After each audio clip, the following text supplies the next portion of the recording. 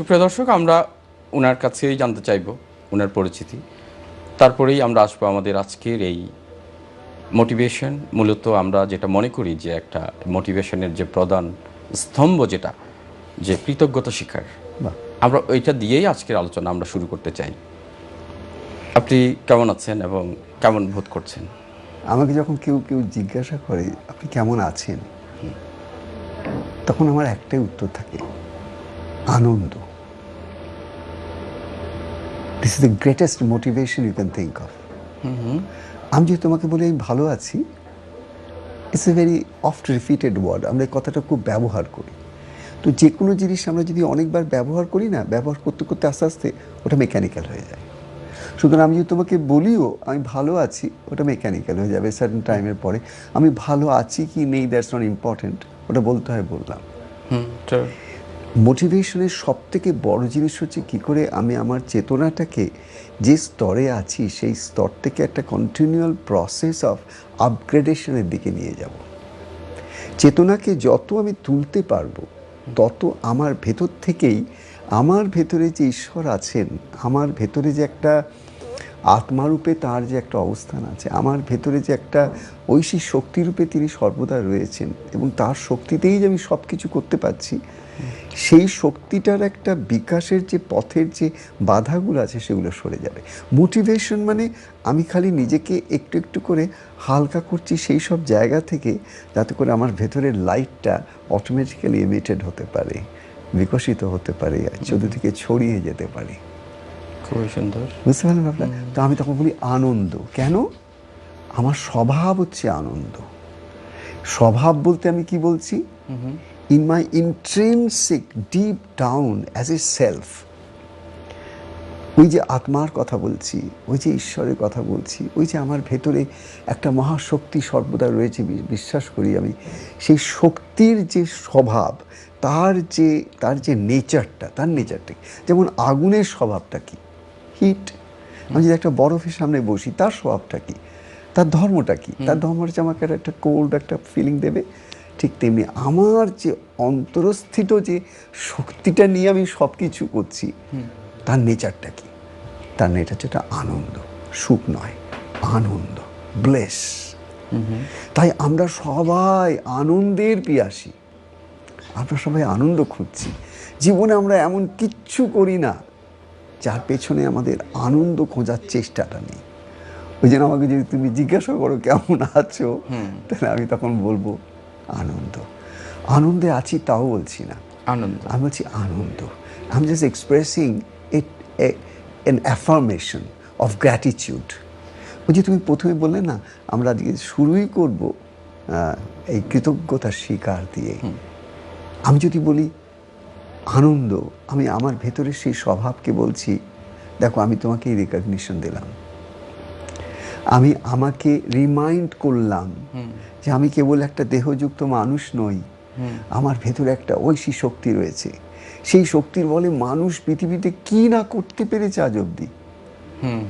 মানে আজকে তুমি যদি স্পোর্টসের ফিল্ডে দেখো বা যে কোনো বিভিন্ন ধরনের arts and cultures and science and spirituality, religion, যে কোনো ফেজেই যাও, মানুষের যে এক্সেলেন্স, মানুষের যে ক্ষমতা, মানুষের মনের যে শক্তি, মানুষের শরীরের যে শক্তি, মানুষের যে different kinds of facets of life, সেগুলোকে যদি আমরা দেখি, আমরা ভাবো nothing is impossible for man.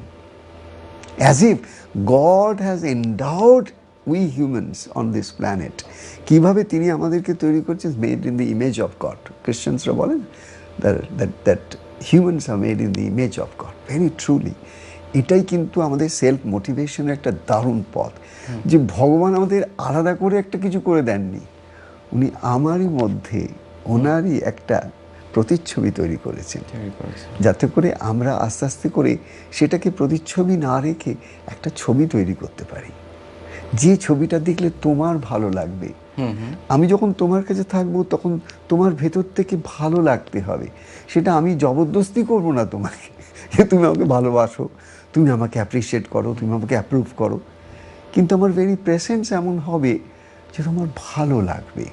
তোমার ওই ভালো লাগার মধ্যেই আমার ইনার পজিটিভিজমের যে লাইটটা, তার মানে কোথাও না কোথাও ইট হ্যাজ ইম্প্যাক্টেড ইউ।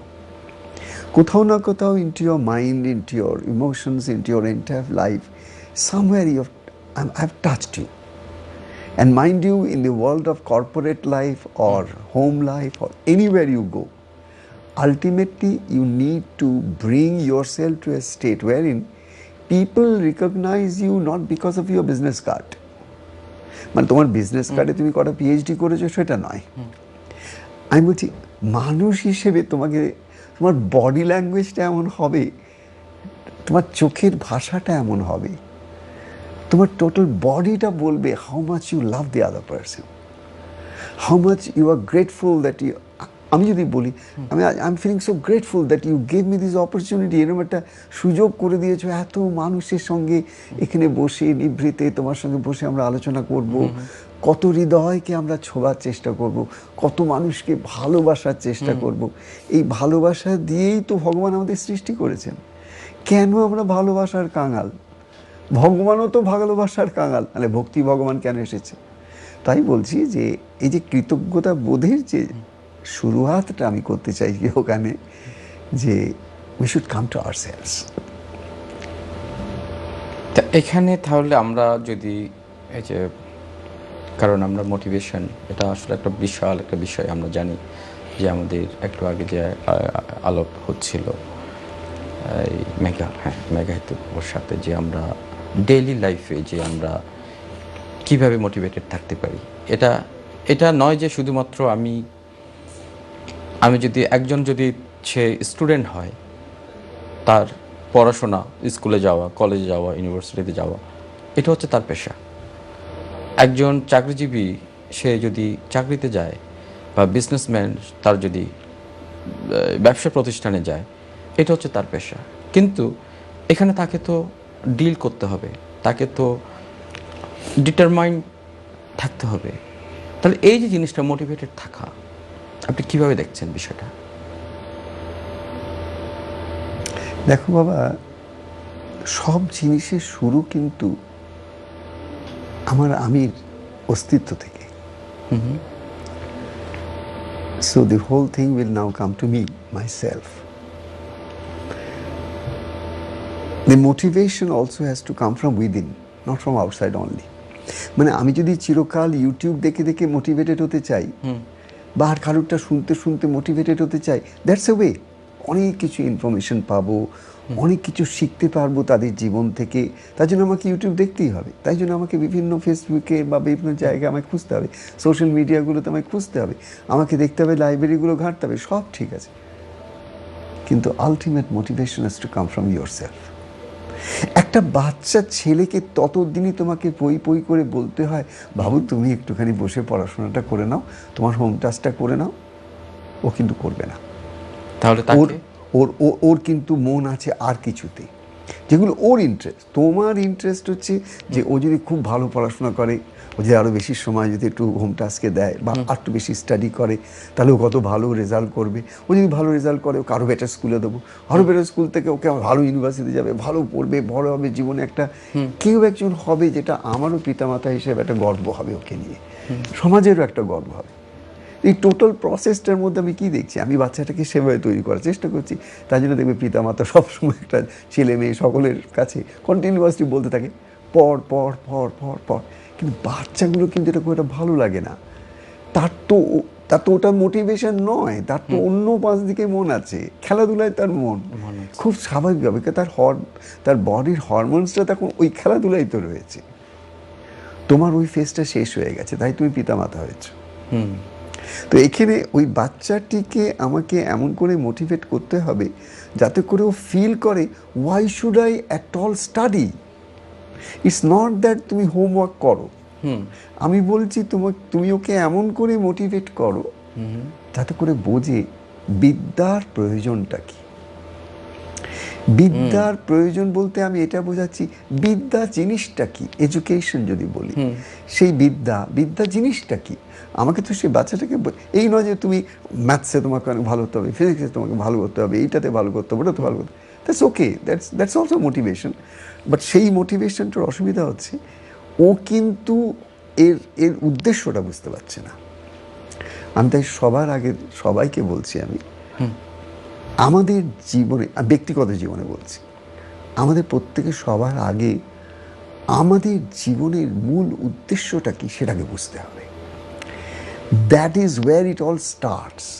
আমরা যদি, যেমন ধরো একটা নাবিক বা একটা শিপ একটা পোর্ট ছেড়ে কোথাও একটা জায়গায় যাবে, সবার আগে সে কি করে বলো তো?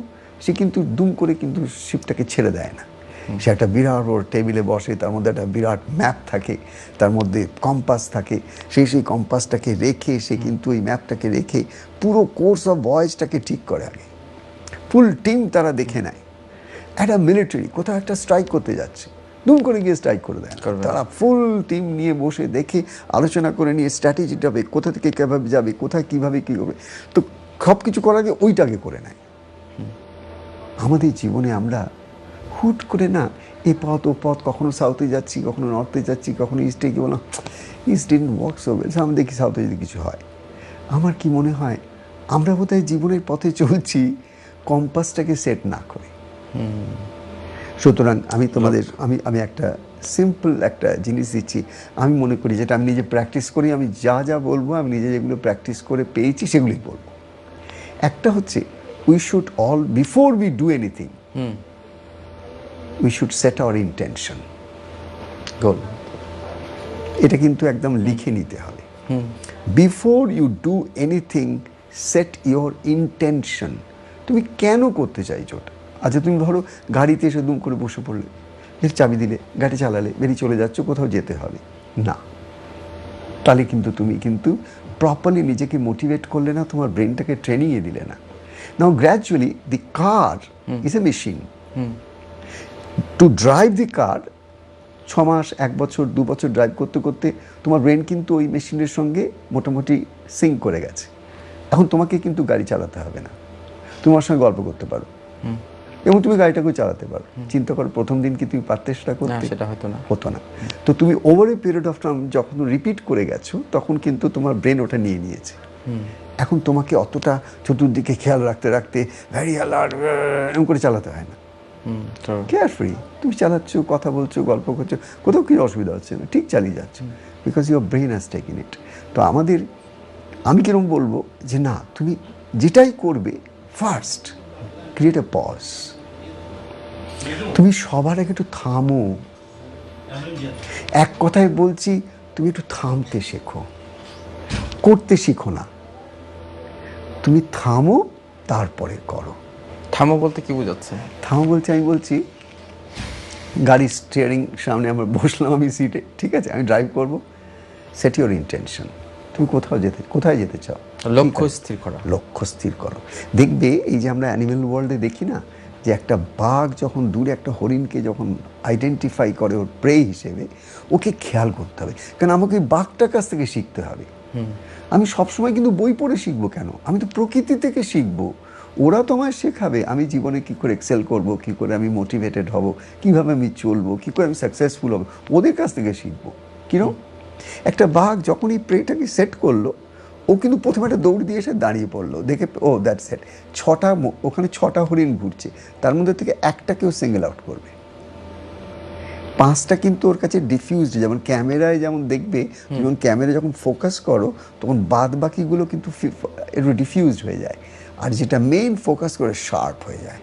ঠিক তেমনি ও কিন্তু বাদ বাকি সমস্তগুলোকে ডিফিউজ করে দিয়ে একটাতে সেট করবে। এটা আমি হচ্ছে setting the intention. Does it make sense? তো ও যখন এই সেটটা করলো একবার ইন্টেনশনটা, দেন হি ডাজন্ট জাম্প। ও কিন্তু সঙ্গে সঙ্গে লিপ করে গিয়ে ধরার চেষ্টা করছে না বা ওর পেছনে দৌড়চ্ছে না। ওকে দেখবে ও দাঁড়াবার পরে না, তারপরে আর একটা নেক্সট ফেজ যেটা আমি বলছি, set your intention, then collect yourself. আমি একদম এই বাঘটাকে ফলো করে করে কথা বলবো। ও কি করে, ও জাস্ট প্রথমে ইন্টেনশনটা সেট করলো, তারপরে কিছুক্ষণ কয়েকটা সেকেন্ড সময় নেয়, পজ, কোনো অ্যাক্টিভিটি নেই, কিচ্ছু করবে না ও। তার আগে পর্যন্ত ও কিন্তু setting intention, that's all an act. ও কিন্তু এসে দাঁড়িয়ে পড়েছে, কিন্তু তুমি ওকে দেখবে আস্তে আস্তে ওর বডিটা কিন্তু ফুলছে। তার কারণ টোটাল ওর যে পাওয়ারটা আছে, ও পাওয়ারটাকে কনসেন্ট্রেট করছে। This is called focused attention. Wherever you are having a focused attention, you garner so much of strength, more than what you normally can do. So it's more like যে আমি দুম করে কিছু পড়ে করতে আরম্ভ করে দিলাম বা রোজ করি বলে করছি, then you are a machine, you are not a human then. তো সেখানে তুমি সেটটা করার পরে তুমি কি করছো, কালেক্ট ইউরসেলফ। এই জায়গাটা আমি বলছি, this is where we have the role of meditation and mindfulness practice in everyday life. Thought, feelings, এই অ্যাকশন। আমাদের থট, ফিলিং, অ্যাকশন সব জিনিসগুলোকে আমাদের একটু একটু করে আমাকে নিজে একটু বুঝতে হবে। আমি মেশিন নই, আমার একটা ইমোশন আছে, আর সব থেকে বড় একটা ইন্টেলিজেন্স আছে, আর ঈশ্বরের দেওয়া অমিত শক্তি আমার মনের মধ্যে আছে। এই সব জিনিসগুলোকে যদি আমি একটু ঘষে মেজে না নিই তাহলে চলবে কী করে? তো তার জন্য কালেক্ট। তাহলে আমি গাড়িতে বসে কী করলাম, আমি নিজেকে কালেক্ট করলাম, এটা 1 সেকেন্ডের জন্য। আমি বললাম ওখানে যাব, এই যেখানে যাচ্ছি আমার একদম কার্যসিদ্ধি। আমি যেখানে যাচ্ছি, যে কাজের জন্য যাচ্ছি, সেই এক ওপরওয়ালার মালিকের ইচ্ছায় আমার একদম সমস্ত কাজ নির্বিঘ্নে হয়ে যাবে, আমার কোথাও কোনো বাধা আসবে না, আমি নির্বিঘ্নে সেখানে পৌঁছাবো। যা অবস্ট্রাকশন আসবে সমস্ত তিনি টেক কেয়ার করবেন, আমি পৌঁছাবো আমার কাজে সিদ্ধি। That's it. So I declare it before I go. This I call it affirmation. This affirmation is affirming a truth which has not yet happened. You're talking about future, it has not yet happened, but still you are affirming a higher truth. Higher truth means when you are giving the responsibility to the cosmic energy to guide the course of your, because when you start driving, nothing is in your hand. So many things can happen. তাই না? ঠিক তেমনি আমরা জীবনের পথে যখন চলতে থাকি আমাদের প্ল্যান মতো সব কিছু চলে না, so many things happen. তো ওই যখন আমি সেট করে দিলাম তখন ইউনিভার্স আমাকে সাহায্য করবে, প্রকৃতি আমায় সাহায্য করবে, ঈশ্বর আমাকে, যার ধর্মের যিনি মালিক তিনি তাকে সাহায্য করবেন। কেন সাহায্য করবেন? আমি তাঁর দিকে বললাম, আমি গাড়ির সিটে বসেছি, তার মানে এই নয় আমি এই গাড়ির মতো একটা মেশিন। আমি একটা মানুষ, এইখানেই আমার মেশিনের সঙ্গে ডিফারেন্স।